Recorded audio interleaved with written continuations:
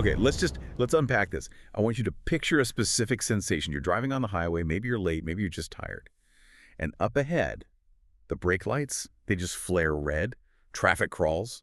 And you know what it is? It's a crash. It's metal on metal. It's a disaster. And your brain, your logical, civilized brain is telling you, don't look. Give them their privacy. Keep your eyes forward. But what do? You slow down. You turn your head. You look. It's the rubbernecking reflex. It's practically a biological imperative at this point. Exactly. We can't help ourselves. We have this morbid fascination with wreckage. And today, we are leaning all the way into that impulse. But we aren't looking at cars. We're looking at people. We're looking at families imploding, friendships shattering, and just the absolute debris of human relationships. We are diving into a source material that describes itself quite vividly as a toxic but fascinating swamp. It's a pretty evocative image, isn't it? The swamp in question is this internet phenomenon, AmItheAsshole, or, AITA for the initiated. It's that corner of the digital universe where people voluntarily stand up, hand a microphone to literally millions of strangers and ask, please, judge me, tell me who the villain is in my life. It's wild when you really stop and think about it, that urge to air your dirty laundry, to take the most intimate, painful, private moments of your life, a funeral, a wedding, a fight with your mother-in-law, and just throw them to the wolves. Why? Why do we do it? It's validation, vindication, or maybe just the desperate hope that someone, somewhere, will tell you that you aren't crazy. But today, we're not just reading these stories for the drama, for the rubbernecking. We're going a level deeper. We're analyzing a script from a podcast called Moral Labyrinths. And this isn't your standard recap show. This is more like an autopsy of human misery. And I want to set the tone right now because the source material is very specific about this. We are not doing the corporate, hey guys, welcome to an exciting journey thing. We're not selling you a lifestyle brand here. No, not at all. The source test demands irony. It demands a bit of black humor. We are looking at petty, messy human behavior, and we need to treat it with the dry wit it deserves. This is a study in how people justify being terrible to one another. A study in petty human behavior. I love that. So let's introduce our guides for this trip into the swamp. The Moral Labyrinths script introduces two very distinct characters who analyze these Reddit stories. They aren't just hosts, they're archetypes. They're almost the two warring halves of the human brain. Okay. First up, we have Max. Max. The source describes him as the apologist of logic. He's a rationalist, a man of boundaries. I feel like I know a Max. We all know a Max, right? Oh, absolutely. Max is the guy who brings a calculator to a breakup. He's the person who believes that if you just apply enough rules, enough clear-cut definitions, you can solve any emotional crisis. He represents the cold, hard truth.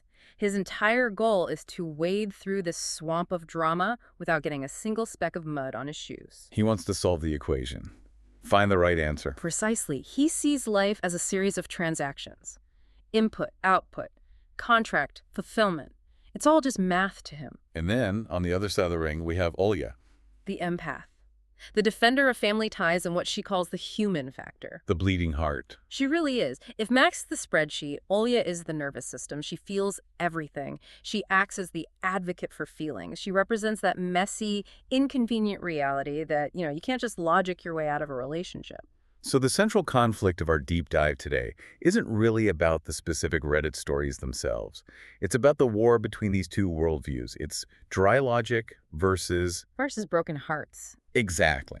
It's the question of whether we should live by the rules or live by our feelings. And the source material gives us two absolutely brutal case studies to test these theories. And the first one, well, it's a classic. It's about death, it's about money, and it's about revenge. Let's get into it. Segment 1. The first case, inheritance as revenge. The setup here is stark. It's what the source calls a last goodbye scenario. A father passes away, the will is read, and it's revealed that he has left 100% of his property to one son. 100%. Not 90-10, not a token amount to the other, a total shutout for the other sibling. 0. Nothing. But the context here is everything. The son who received the inheritance, let's call him the caregiver, spent the last 5 years of the father's life caring for him. And let's pause and really unpack that number. 5 years. In the source text, this isn't treated lightly. 5 years isn't just dropping by on Sundays for a cup of tea and a chat. No. 5 years is a lifetime. It's 1,800 days. It's medical appointments. It's grocery runs. It's likely dealing with hygiene issues, with dementia, with the slow, terrifying, and often undignified decline of a parent. It's a full-time job you don't get paid for. It's the sacrifice of your own autonomy. The caregiver son likely put his own life, his own career, maybe even his own relationships, completely on hold to be there. And that's the key. He was there. And then we have the antagonist of this little drama. The source calls him the careerist brother. The careerist. You could just picture him, can't you? That'd be- Successful, lives in a big city, probably wears a nice suit. The guy who calls on Christmas and maybe, if he remembers, on a birthday. Yeah, sends a fruit basket. Exactly. The source notes that he claimed he didn't have time to visit while the father was alive. He was building his empire. He was busy. But, and this is the kicker, now that the father is dead, suddenly the careerist has time. He has time to find a lawyer. He has time to sue. He feels cheated. He feels that as a son, he is entitled to his share, regardless of his involvement. And this is where the source frames the will in a really fascinating way. We usually think of a will as a logistical document, a way to distribute assets. But in this context, the will is described as a punitive instrument. A weapon from the grave. It is the father's final act of aggression. It's a way of saying something very loud, very clear, without having to be there to hear the response. And this is where Max and Olya, our two archetypes, completely diverge. Okay, let's start with Olya, the empath. I have to imagine she looks at this situation and just sees a tragedy. A total ethical disaster. That's her take. For Olya, using money as a measure of love is fundamentally wrong. It corrupts the very idea of family. It turns the relationship into a marketplace. Yeah. You loved me this much, so you get this many dollars? It's grotesque. It really is, and Olya looks at the consequences. The source points out that by writing the will this way, the father has ensured the brothers will never speak again. He has actively destroyed the family unit permanently. The careerist isn't going to look at this and think, oh, gee, I should have visited more. No, he's going to look at his brother and think, you stole my birthright. Exactly. It burns the bridge. It nukes the bridge from orbit. And Olya also brings in what she calls the human factor. She starts questioning the unknowns, the things that aren't on Max's spreadsheet. She asks, did the careerist send money? Was he supporting the family financially so the caregiver could afford to stay home and provide that care? She argues against the binary nature of the will. Life is complicated, relationships are gray. But Max hates gray. Max is allergic to gray. His rebuttal is swift and brutal. The source describes him shutting down all of Olya's speculation with a hard no. I can just hear him saying it flat. Final. And then Max cites what he calls the golden rule of the AITA swamp. Your money, your rules. Which is a very libertarian property rights view of the family unit, isn't it? It's completely transactional. And Max does the math. He looks at the ledger. One son invested 5 years of life. Yeah. Resources, nerves. The other son invested nothing. He waited for a piece of the pie. Input versus output. Precisely. For Max, the logic is that inheritance is a gesture of goodwill, not a mandatory duty. You don't get paid just for existing. You get paid for the work. The father isn't punishing the careerist. He's rewarding the caregiver. It's a crucial distinction for him. That is just so cynical. It's extremely cynical, but the source highlights this tone intentionally. It's not about love. It's about calculation. Max sees the cold, hard justice in the transaction. You put in the care, you get the house, you put in the holiday phone call, you get nothing. And to him, that's fair. So where does the community land in this swamp of Reddit? Who wins the argument, Max or Olya? The consensus presented in the source is overwhelmingly NTA, not the asshole for the caregiving brother. The community sides with the labor, not the bloodline. They see the 5 years of work and say, he earned it. But there's a nuance, isn't there? The source mentions a surprise factor that I found really interesting. It's not just about the outcome. Yes, and this is where the moral labyrinth script adds a layer of depth. The community suggests the father might actually be a jerk YTA, or you're the asshole, if he didn't discuss this with his sons beforehand. The ambush. Exactly. Surprises in wills are described in the text as cowardice. If you're going to cut someone out, you should have the guts to tell them while you're alive. Look them in the eye and explain why. Doing it after you're dead creates drama you don't have to deal with. It's leaving a bomb for your own funeral. So the final judgment on the father is complicated. It is. The source describes him with a phrase I absolutely love. He is a handsome man with a minus sign. Handsome man with a minus sign. Let's break that down a bit. It's a sarcastic compliment. He's handsome, meaning he did the right thing logically. He rewarded the son who deserved it. The math adds up. But the minus sign is the emotional wreckage. He created a war between his children that will last for the rest of their lives. He was legally right, perhaps, but morally he failed to keep the peace. He chose logic over family. It's a harsh lesson. You can be right on the spreadsheet and still be profoundly wrong in the heart. And that brings us perfectly to the second case, because if the first case was about the end of life, this one is about the beginning of a new chapter. But the selfishness is exactly the same. Segment 2, the second case, the child-free wedding. Or as the source titles it, aesthetics versus the village. This is such a massive topic right now. The whole child-free movement in weddings, you see it everywhere. It's a real flashpoint. And the scenario provided in the text is this. A bride announces a strictly child-free wedding. Okay. Standard enough. Lots of people do that. But she goes a step further. This isn't just no toddlers running around. She has banned even her own native nephews and nieces. Wait, native nephews and nieces? As in her own siblings' children? Yes. The kids she sees every week. The inner circle. The ones who call her aunt. Wow. Okay. And what is the rationale? Is the venue unsafe? Is it in a glass factory? Is it on a cliff? Dryly. No glass factory. The rationale is pure 21st century vanity. She says, and I quote, "It's my day." She wants aesthetic photos for Instagram, and she wants an adult atmosphere without the risk of a baby crying during her vows. Aesthetic photos. Yeah. So we are prioritizing the visual documentation of the event over the actual human beings at the event. That's the core of it. The source tone leans heavily into the absurdity of this. It's the Instagram aesthetic being prioritized over the concept of family presence. The bride is curating a photo shoot, not hosting a family reunion. I can feel Olya fuming already. But let's start with Max, because I have a feeling Max is going to defend the wallet. Max defends the wallet with what he calls the airplane wing theory. The airplane wing theory. Yeah. I'm very intrigued. It's a deep dive into the financial reality of modern weddings. Max argues that weddings has become, financial black holes. He notes that a single restaurant seat at a high-end wedding now costs like the wing of an airplane. He's not wrong.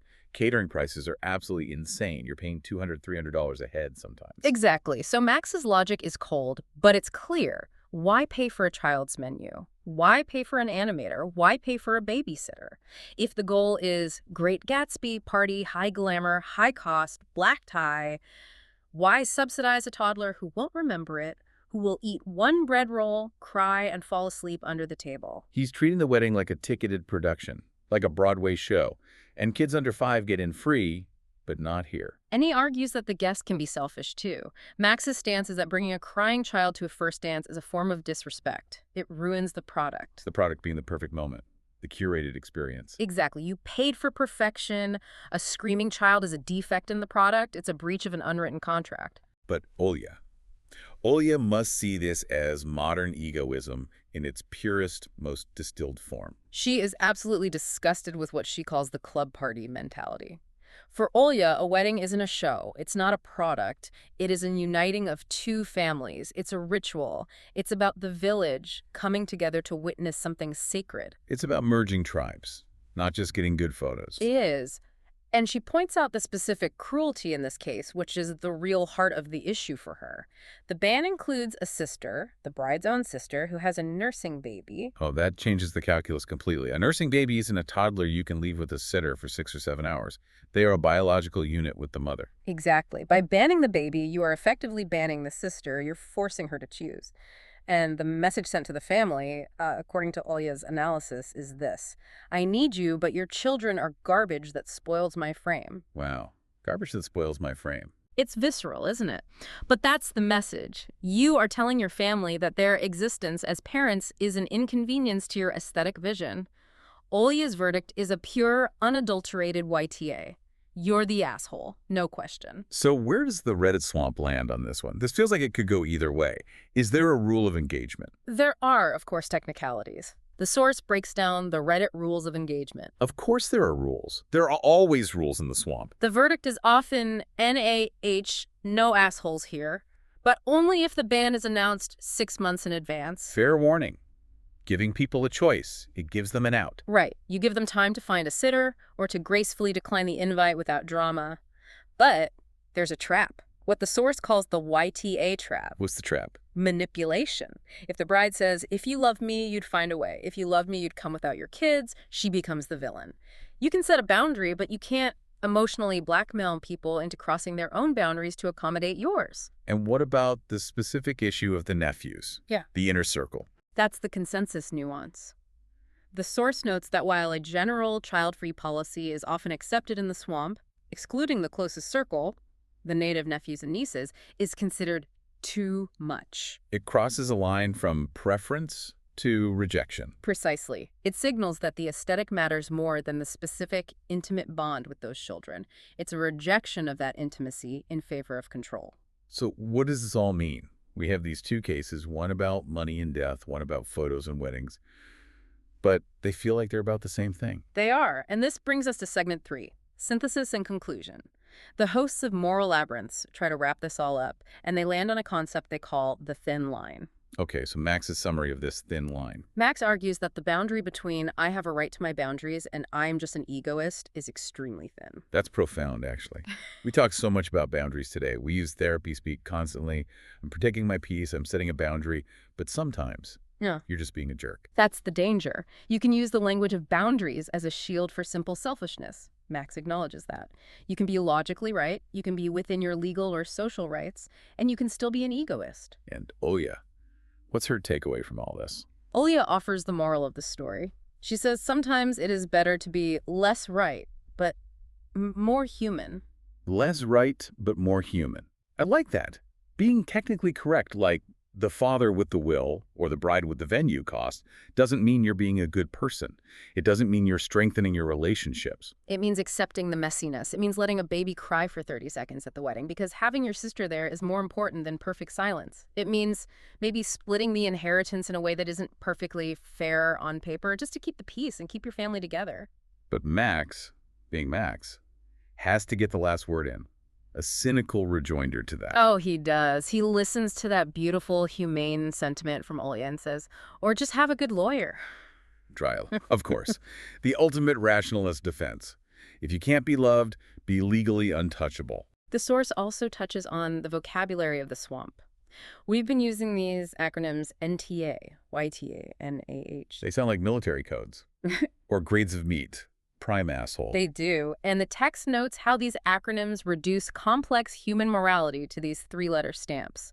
We take years of history, nuance, pain, and love, and we just stamp it asshole, not asshole. It's efficient, but is it accurate? Is it helpful? It's the McDonald's of ethics. It's fast food morality. It tastes good. It's quick. You get a rush from it. But there's absolutely no nutritional value. Exactly. It strips away the humanity of the situation. It turns life into a video game where you're just trying to get the NTA score. The source also mentions the teaser, a preview for their next episode. And honestly, it sounds even worse than the first two. Oh, it's a classic of the genre. The topic, can you kick your mother-in-law out of your house for repainting your bedroom without permission? Repainting the bedroom. Yeah. Without permission. Like she just came in with a roller and went to town. While they were out for the day, came home to a completely different color. Max's reaction in the text is simply, oh, it's gonna be hot there. I bet. That's a boundary violation if I ever heard one. That is a declaration of war. That's not a misstep, that's an invasion. It connects right back to the central theme, doesn't it? Control, my house, my rules. Versus, she's family, she was trying to help, she just has terrible taste. It never ends. The petty wars never end. They never end. So, as we wrap up this deep dive into the moral labyrinths, let's reflect on the source's prompt. They ask a very specific question that kind of hangs over all of this. Yeah. Where does want end and ingratitude begin? That really is the question, isn't it? The overarching theme here is that we live in a time where Logic Max's world and aesthetics, the bride's world, often just steamroll empathy and family obligation. We prioritize the spreadsheet and the photo over the messy, inconvenient, sometimes annoying reality of other people. We've become very, very good at being right, but we're forgetting how to be family. We're forgetting how to be in a community. And that's the dark observation the text leaves us with. It's not a happy, uplifting ending. It's a realization that in the constant pursuit of being right, we often end up very, very alone. A handsome man with a minus sign. Exactly. You win the argument that you eat dinner by yourself. This has been a dive into the moral labyrinths. It's messy, it's petty, and it's deeply uncomfortably human. And if you want to judge for yourself, the source nods to the Moral Labyrinths podcast, but be warned, the swamp is deep and the water is mucky. Thanks for listening. Try not to be the asshole today. Or at least, if you're gonna be, have a good lawyer. See you next time.